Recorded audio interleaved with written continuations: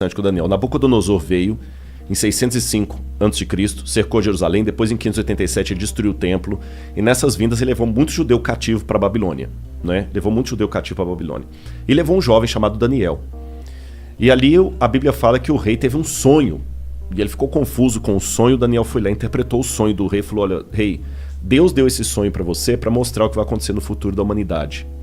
E o sonho, onde ele viu uma estátua com vários elementos, ouro, prata, bronze, ferro e ferro misturado com terra, com barro. Se eu tivesse uma Bíblia aqui, eu teria, mas ficou no carro. Mas tudo bem, eu vou citando aqui. Aí, Daniel capítulo 2, depois o pessoal pode ler em casa.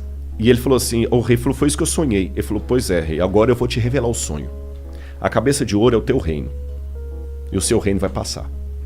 Vai vir um outro reino, que Daniel vai revelar no capítulo 7, chamado Medo-Pérsia, que vai dominar depois o seu. Depois vai vir um outro reino, chamado Grécia. Isso está no capítulo 7. Depois da Grécia vai vir um outro reino.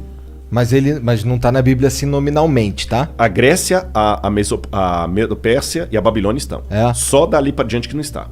Tá. Estão as características. Aí vira uma... porque o livro da Daniel... Mas já existia naquela época esses países? Não, 606 a.C. é só a Babilônia. Tinha a Pérsia, mas a Pérsia era um trocinho desse tamanho. Entendi. Você tá entendendo? E a Grécia tinha lá no Peloponeso, aquele monte de ilhas lá, nada, né?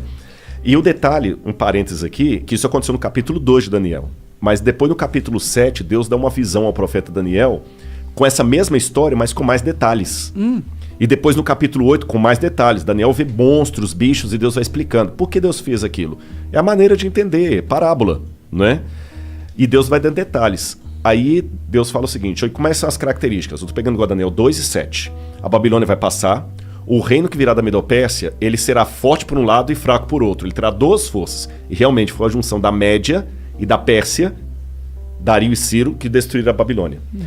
Quando fala da Grécia, fala da Grécia de um único rei que ia dominar o mundo, mas ele mesmo se autodestruiria. E quando ele se autodestruísse, na sua força quebrou-se-lhe o poder, 4 reis iam surgir dele. Aí quando você chega no período aí você tem então 606 a.C. a Babilônia. Em 538 a.C. veio a Medo-Pérsia e destrói a Babilônia, igual Daniel falou. Em 331 a.C., Daniel já tinha virado farinha. Vem o filho de Filipe, Alexandre o Grande, da Macedônia, e começa a fazer as conquistas gregas. Igual a profecia falou. Entendi. E Alexandre o Grande, ele só ia conquistando e não voltava, conquistando e não voltava. E como é que Alexandre morreu? Ele se autodestruiu praticamente, porque ele morreu em 323 a.C., com 33 anos de idade. Aí tem algumas versões, alguns acham que ele contraiu febre tifoide na Índia, outros acham que ele resolveu beber uma taça de vinho para cada ano da vida dele. Eu sei que na sua força ele se quebrou. O reino de Alexandre não foi dominado externamente por ninguém, ele mesmo morreu. E ele não deixou descendente, porque ele tinha um filho com Roxane que foi morto. E aí, o que aconteceu depois da morte de Alexandre? Lembra a profecia? Depois que esse rei se quebrar, vão vir 4 no lugar dele repartindo o reino. O reino de Alexandre é repartido entre seus 4 generais: Cassandro, Seleuco, Lisímaco e Ptolomeu. Igualzinho a profecia falou, e Daniel já tinha virado farinha aí. Daniel é 606, tô falando em 331 a.C., traz pra frente. Aí falou que depois que esses 4 divisões se sugeria, aí viria um reino que dominaria todo mundo com mão de ferro. E ele duraria muito tempo. E vai falando das perversidades. Aí quando você pega quem substituiu ali depois dos 4 Diódoros de Alexandre, Roma. E fala detalhe por detalhe de Roma. Aí quando fala dos pés em ferro com barro, fala o seguinte: esse último reino será o último reino da Terra. Ele não será um reino mundial como os anteriores.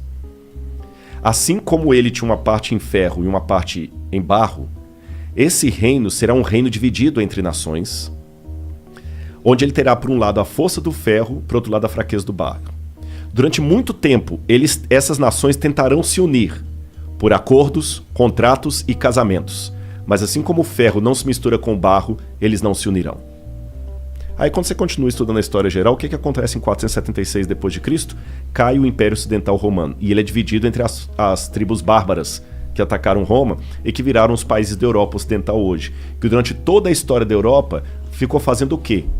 Tentando se unir. através de casamento, por exemplo. Dom Pedro I era filho de Carlota Joaquina, a esposa dele era princesa da Áustria, tá certo?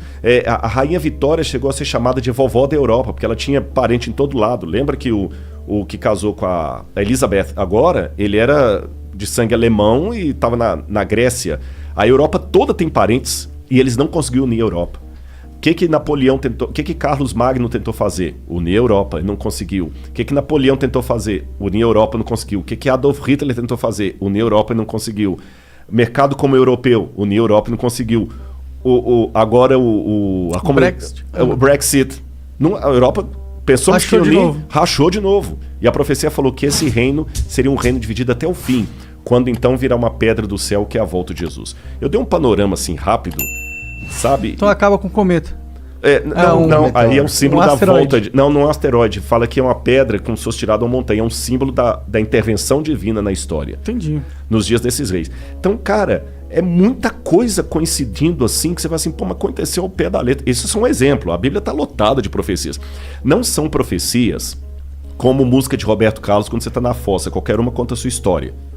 Você entendeu? Não tem música assim, qualquer uma conta a sua história. Você tá lá, tomou um pontapé no traseiro da menina, parece que a música foi feita pra você. Sim, histórias que são arquétipas. Não é o caso. Isso aqui é... Histórias que se repetem na humanidade. É muito legal. E eu vou fechar essa resposta aqui, que foi só uma pincelada que eu dei, né? Durante muito tempo, muitos pensavam que tudo de Daniel era um mito. Por exemplo, se você conversasse com um cético no século XVII, XVIII, até o início do século XIX, ele dizia assim... Daniel não foi o cara que leu umas paradas que foram escritas na parede com sangue? Foi o Belsazar, que era o rei da Babilônia. Eu vou falar dele na arqueologia. Olha que interessante. Segura que eu vou falar dele. Um cético até por volta de 1820 ia falar com você assim, livro de Daniel é todo mito, bobagem, nada disso aconteceu, porque a arqueologia não existiu Babilônia. Pelo menos o grande império da Babilônia não existiu. Você vai no rio Eufrates de fora a fora e não vê nenhuma Babilônia ali. E a Bíblia e Heródoto falavam que a Babilônia, o rio Eufrates cortava a cidade, igual o Tietê e Pinheiros corta São Paulo. Aí você vai o Tietê de fora a fora e não vê rastro de cidade. Até que, em 1899, um pouco antes, a Layard começou a explorar algumas coisas e ele conseguiu encontrar tijolos com escrita estranha, que foram decifradas e descobriram o nome de Nabucodonosor. Eu mesmo tive a oportunidade de traduzir um tijolo com escrita cuneiforme. Tem um artigo publicado disso, pela USP, inclusive. Que foda. Onde eu estudei e achei o nome de Nabucodonosor. Vou contar desse tijolo para vocês daqui a pouquinho. Provou, então, que, o Nabucodonosor existiu. Mas até esse achado de Layard, falar de Nabucodonosor era algo tão ridículo na academia como falar do rei Arthur. Provou que Nabucodonosor existiu. Em 1898, 14 anos depois disso, Robert Coldray, um arqueólogo alemão, descobriu na colina de Hilá a Babilônia. E o rio Eufrates estava desviado, por isso que ele não passava dentro da cidade. Entendi. Então já provou, Nabucodonosor existiu, a Bíblia estava certa, a Babilônia também existiu. Aí, depois descobriram, quando decifraram a escrita cuneiforme, o neo-acadiano, a lista dos reis da Babilônia. Aí veio o Belsazar. Porque, segundo a Bíblia, o rei que estava no poder quando os medo-persas atacaram a cidade, o rei da escrita na parede lá que se falou, chamava-se Belsazar. Só que quando você pegava a lista dos reis da Babilônia, o último rei era Nabonido. Então, peraí. Agora nós temos um problema arqueológico. A lista oficial da Babilônia, quando colocava os reis inteiros, o último foi Nabonido, não teve nenhum depois dele. E a Bíblia fala que o último rei era Belsazar. Aí muitos críticos falaram, tá vendo? A arqueologia desmente a Bíblia. Até que William Talbot estava trabalhando nos porões do Museu Britânico e ele descobriu um tablete que foi traduzindo as orações de Nabonido, as crônicas de Nabonido.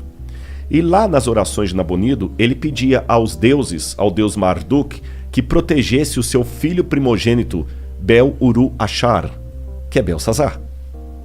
Aí o Talbot, caraca, bicho, o Belsazar da Bíblia existiu.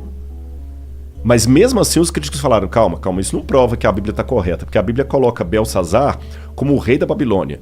A única coisa que a arqueologia provou é que existiu um filho do rei chamado Belsazar. Só que mais tarde descobriram outro pedaço de tablete. Quando eu falo tablete cuneiforme, é aquelas pedacinhos de argila com escrita. Sim. Aí trazia o que aconteceu. O Nabonido não ficava em Babilônia a maior parte do tempo, ele ficava no oásis de Teimá. E quando os medo-persas atacaram a cidade, ele estava em Teimá, ele voltou desesperado com o exército dele, mas foi interceptado. E quem estava na cidade? Ali diz que estava o filho dele, Bel-Uru-Achar, que assumia o trono na ausência do pai. Entendi. E que naquela noite o filho foi morto, como a Bíblia fala. Agora olha que detalhe. Quando você vai no livro de Daniel, no capítulo 5, que conta essa história, o rei no desespero, quando ele vê a escrita na parede lá, que é a sentença de morte dele, ele chama os sábios da Babilônia para decifrarem, inclusive o Daniel, o profeta. E ele fala com Daniel assim: Daniel, se você decifrar a parede, eu farei de você o terceiro no meu reino. Tá assim na Bíblia, farei de você o terceiro no meu reino. Agora faz sentido por que a Bíblia diz que ele prometeu o terceiro lugar. É porque ele mesmo é o segundo. É o segundo. Cara, então você vai pegando esses detalhes, é incrível, incrível. E quando eu traduzi, por exemplo, esse tijolo, que hoje está no Museu do NASP, eu sou o curador de um museu de arqueologia lá. Da hora. E eu fiz a datação com a USP, a gente datou o tijolo por termoluminescência. Porque eu fiz primeiro a tradução do acadiano, e eu achei o nome de Nabucodonosor e do pai dele, Nabopolassar. Eu traduzi a publicação, publiquei a tradução, e depois no IPEM, a gente foi fazer a datação ali com o Casimiro Munita. É aquele negócio, a gente cruza dados, contas. Eu não sou da área da química, mas aí a gente faz pares e publica artigo científico junto. Aí, quando fizemos a datação, a data da USP de termoluminescência deu 300 anos antes de Cristo pro tijolo, que eu traduzi. Da hora. Mas não foi da hora, sabe por quê? Não, porque Daniel era de 600 e pouco. 600. Eu tô com um hiato de 300 anos aí. Entendi. Aí, eu quebrando a cabeça, o Casimiro falou: não, Rodrigo, calma, não fica desesperado, não. Aí é a hora do cara explicar a área dele, que você não conhece. Aí o Casimiro me explicou assim, doutor Casimiro Munita, do IPEM. Ele falou assim: Rodrigo, a gente consegue, pela termoluminescência, datar a última queima da cerâmica. Então essa cerâmica pode ter 2.000 anos. Mas se ela sofreu um incêndio 300 anos atrás, ela vai dar que tem 300 anos. Entendi. Porque eu tô datando a queima dela e não a primeira queima. Se você coincidir de ela não ter passado por nenhum incêndio, você vai estar datando o dia que ela foi levada ao forno.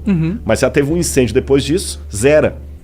Eu falei: então bingo. Ele falou: não tem nada na história que mostre. Eu falei: bingo. Aí eu lembro que, por estudar as profecias de Daniel, eu fui estudar bastante as conquistas de Alexandre, e Alexandre colocou fogo no templo de Eságuila, na Babilônia, e depois manda reconstruir. A gente deduz que foi Alexandre. Alguns têm a dúvida se foi o Alexandre ou se foi o Ptolomeu, que botou fogo, não Lisímaco, corrigindo, que botou fogo no Entemenac. Isso foi 300 anos de Cristo. 300 anos de Cristo. Então eu falei: bingo. E o único prédio da Babilônia que foi incendiado e por isso reconstruído foi o templo do Entemenac.